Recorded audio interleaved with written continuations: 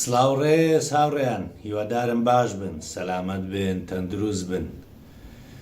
ئەمڕۆ ئێوارە لە ڕاگەیاندنەکان وەکو مژدانە بڵاویان کردەوە کەوا مەسعود بارزانی ١٧٠ خانی بەسەر زیان لێکەوتوانی لافاوەکەی شاری دۆک دابەش دەکات. وەکو مەبدە کارێکی زۆر باشە، دەستی خۆشبی. بەڵام با بپرسین ئەو پارەیان لە چێ هینە؟ ئەو خانوانە لە چێ دەکڕن؟ چۆن مەسعود بارزانی بە ئاوی عەمام خێری دەکات؟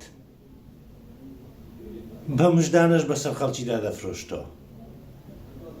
ئینجا بپرسین ئەیلۆ لە هەولێر نەیان کرد، ئەیلۆ لە قوشتەپە نەیان کرد، ئەی ئەو هەموو پارەی لە هەولێر دەوڵەمەندەکان خڕیان کردەوە لە بۆ لافاوەکەی هەولێر چێوە چوو؟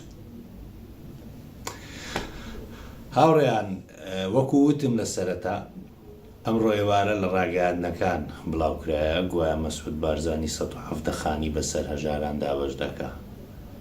من پێم خۆشە مەسعود بارزانی هەزاریش دابەش بکە، هەرچەندە ئەو پارەی کە هەیتی هەموو پارەی دزیاریە، وەزیە قژ لە دزیەکەی بدرێتە خەڵکی هەژاریش هەر باشە. بەڵام ئەو خانوانەی کە ئەمڕۆ گوایە مەسعود بارزانی دابەشی دەکات ڕێک خێرکردنە بە ئاوی عەمامی. لەبەرچ لەبەرەوەی پارەکە لە بەغدایە ڕاهاتیە لە بۆ حکومەتی هەرێم، بەڵام ئەوان دەیکەنە ناوی مەسعود بارزانی، نە حکومەتی هەرێم، نە سەرۆکی هەرێم، نە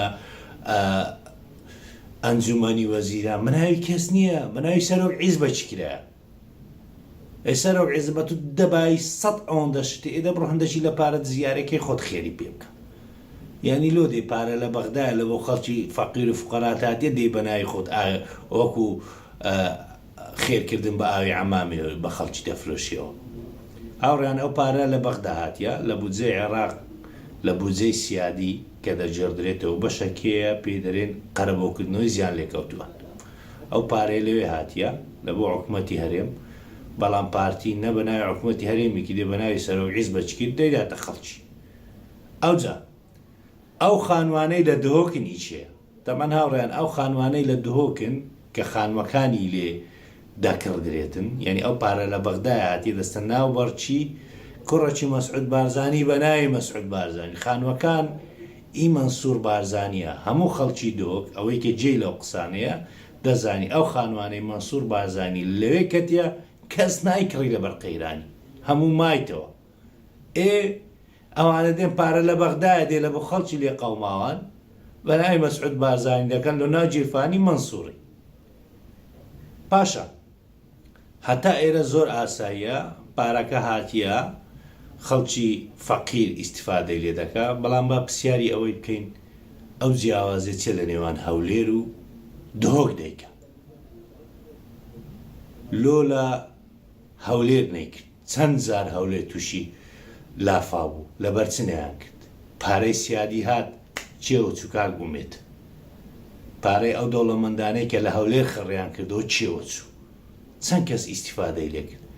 تەبان هاوڕێیان، هۆکاری ئەسلی ئەوەی کە لە دۆک خێر بە ئاوی عەمام دەکەن کە خەڵکە ئیستیفادەی لێ دەکا، ئەوە هەر باشە، لایەنگیری ئەوەی ما لە جیاتی بدزن بە شێوازەشکە دەیداتە کوڕی خۆی، بەڵام خەڵکی فەقیر ئیستیفادەی لێ دەکا.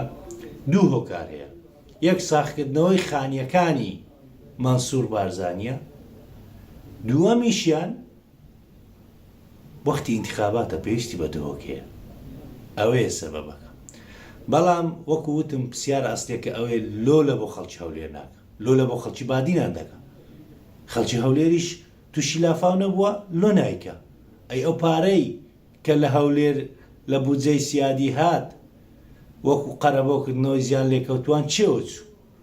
ئەو گریمان خەڵکی دۆک دۆچینە لایەنگیری پارتینە. ئێخۆ لە هەولێر لە قوشتەپە هەموو بارزانینە.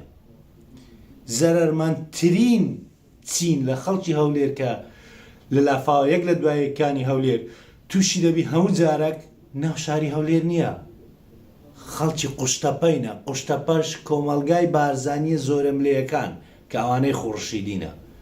مەسعود بارزانی لۆ خوشیدیەکان ناکەی بارزانی نینە لە ئەسڵ و فەسلی تو نینە لۆیان ناکەی یان ڕقت لێیان دەبتەوە یان ئەو پارەی کە لە بۆ هەولێر هات لۆ نەهاتی وچی ئێستا بێبیکێ ئاوی عەمامێ لێ نەگەڕێ بستە جیرفانی ئەوی کەس نەزانی چێوە چووە ئەوە خێرەکەت پێکردووە لۆ نایکەی یا خەڵکی هەولێر هە بە دەرەجە دوو دەزانن خەڵکی هەولێر جێ بگرن لەو قسانە بزانن بنەماڵەی بارزانی ئەوەندە سیقەیان پێتان نیە ئەجە کۆیلەکانیان ئێستا بۆ قسانەی من نییە دووژیان دەبن بەخوای کاکە ئەوەندە سیقەی پێتان نییە لۆیە لە بۆ خەڵکی بادینان دەکات لە بۆ خەڵکی هەولێر ناکە ئەوەندە سیقەی بە بارزانەکانی قوشتەپەش نییە کە بارزانینە خزمی خۆیتی لۆیان ناکە پارەکەی هەولێرش یعنی ئێستاش نازانین چی لێ هاتە لە بیرتانە ئەو هەموو ملیۆنێرەی هەولێرێ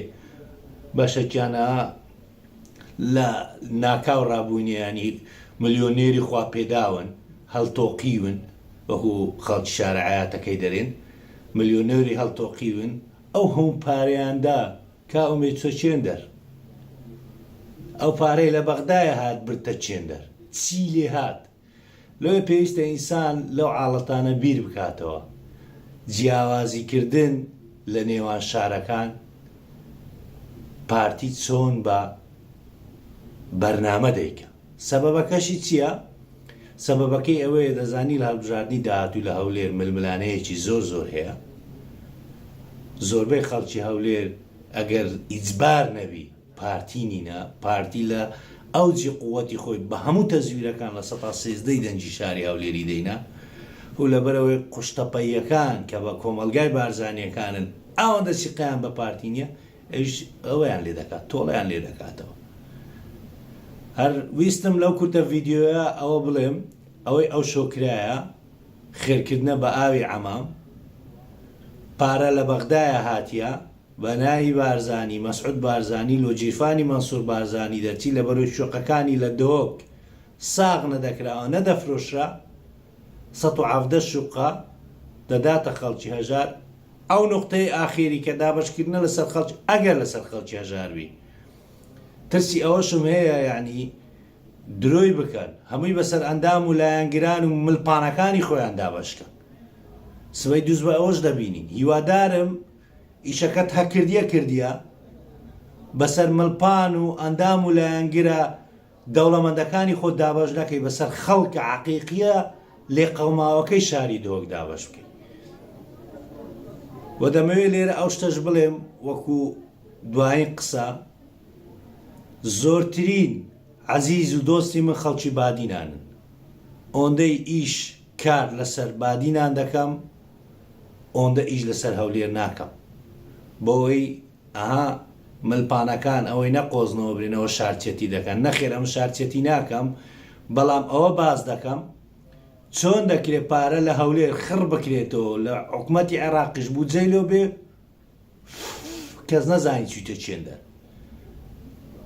بەڵام ئی دهۆک دیارە ئێلۆ دهۆک ئەی هەولێرتان چ لێ کرد دەستا خۆش بی لێ دهۆکی دەجاری کەش ئەوەندەی بکە وەڵای ئەگەر پیاوی بۆ جێژنەیەی 100 ئەوەندەی کەش دابەش دەکەی بەڵام پیاوەتیتان لێ نایەتن هەنتان دزیە هەتا خوا دەرێ بەسەی بدەنە خەڵکی کاکە حەیی بنێ لە ژێر دەسەڵاتینگە و خەڵک لە دۆک هەژاربی لە هەموو انتخاباتەکانیش دەنجی 100 پێدەدا ئەو دەزانی دەنگی لە بۆ خەڵکی هەولێر ئیش ناکەنەوە کارەکەی دیارە ئیدە لۆ خەڵکی دهۆک بکەن و هیوادارم ئەو خانیانش کە دابەش دەکرێتن ئەو 170ەیە وەکو وتم پارەکە چۆن هاتیە و لۆبەرچی چێ دەچی و شوخەکان لە چێ کڕایە بەڵام بدرێتە خەڵکی هەژار نەدرێتە کادر و لایەنگر و دۆستە ملپانەکانی خوان کاتە چی خۆش ماڵاوە